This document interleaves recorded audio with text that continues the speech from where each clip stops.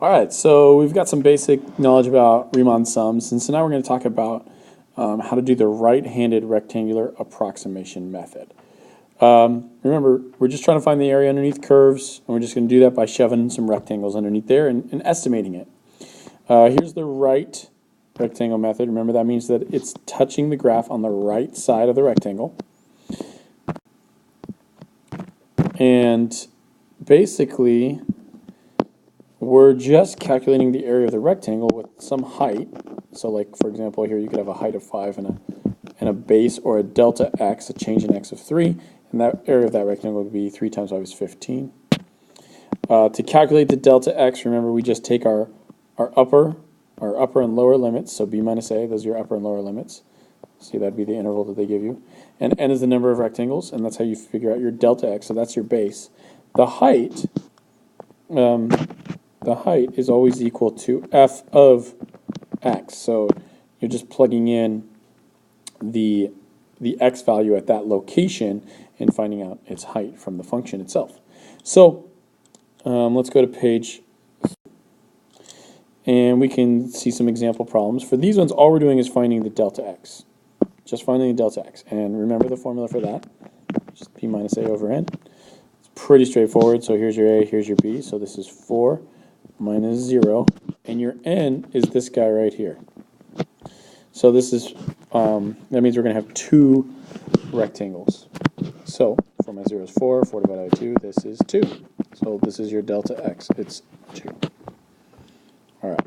So you should be able to calculate the second one here. Go ahead and try it on your own. Pause the video, give it a shot, and come back when you're ready. Okay, hopefully you saw that your delta x is 1. Pretty straightforward. That's all you're doing for those problems. Now we're going to kind of build on this. So we're going to take this first example when f of x equals x squared, and we're going to actually calculate the area. To do this, I'd like to give you a little sketch so you can kind of see exactly what's happening here. So we're going from 0 to 4. And we're only going to put in 2 rectangles. And so that's why we've already got our delta x from above. If you look at example 1a here, we found our delta x is 2. So let's just write that real quick. And so that's why I knew that here's the width of my first rectangle and here's the width of the second.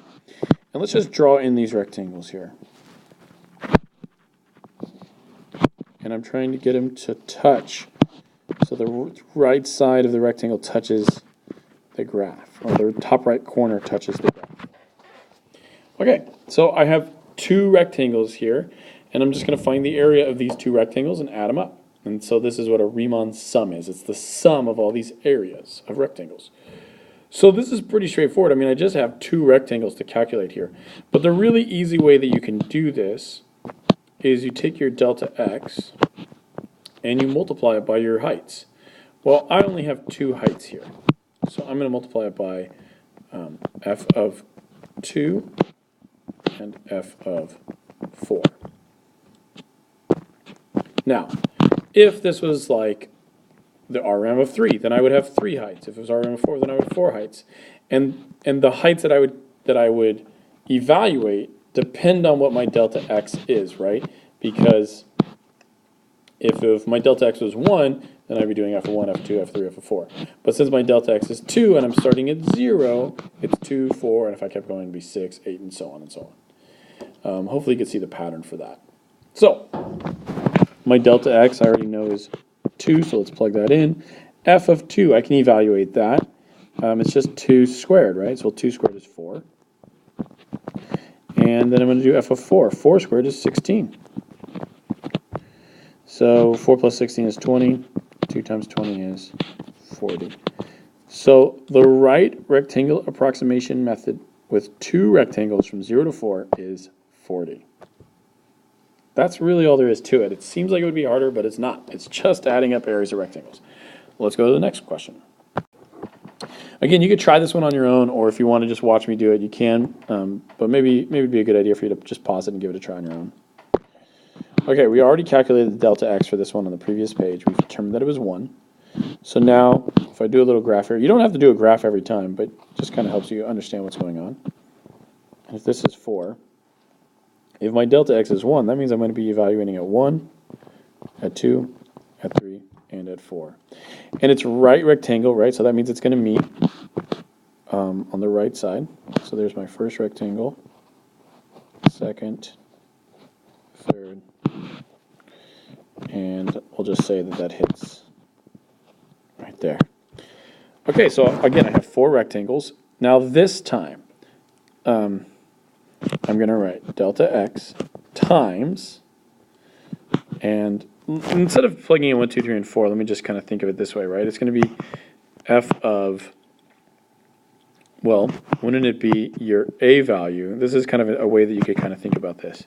Your a value plus 1 delta x plus f of your a value plus 2 delta x, right? And so on until you have gotten to your b value. And so you could kind of say dot, dot, dot until you get to f of b. And so that's kind of the pattern for RRAM.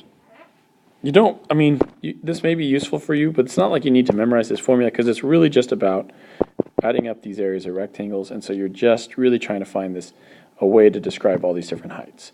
So for this one specifically, we're going to do the delta x times f of 1 plus, since our delta x is just 1, we're just going to go up by 1 each time. F of 2, f of 3, and then finally we get to f of 4. And just so you understand why you can just have the delta x out here, really, if you think about it, if you were to distribute this to each term, right, you would have delta x times f of 1, delta x times f of 2, then f of 3, then f of 4. Well, those are the areas of each of these, but you can just leave the delta x outside here and distribute at the end.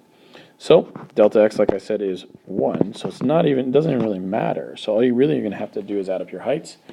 And those are pretty easy to do because you're just plugging into x squared. So 1 squared is 1, 2 squared is 4, 3 squared is 9, and 4 squared is 16. So the 1 out here doesn't really matter. We find out that the RRAM, and this is how you can write it, the RRAM of 4 is 30. Okay, so this is the cool thing. On the last question, we had an RRAM of 2 with the exact same interval, but we only had 2 rectangles, and we got 40. Now that we've doubled the number of rectangles, now that we got 4, we got 30, so we're a little bit closer to the actual area underneath these curves. Because if you think about it, last time we had this rectangle, and so we had all this surplus area, which turns out that it was actually, there was an extra 10 area units in there that needed to be in there. And so keep in mind this idea that as we add more and more rectangles, we're going to get closer and closer to the actual area, because that's huge here. That's what we're working towards. All right, that's it for RRAM. I'll see you guys in the next video.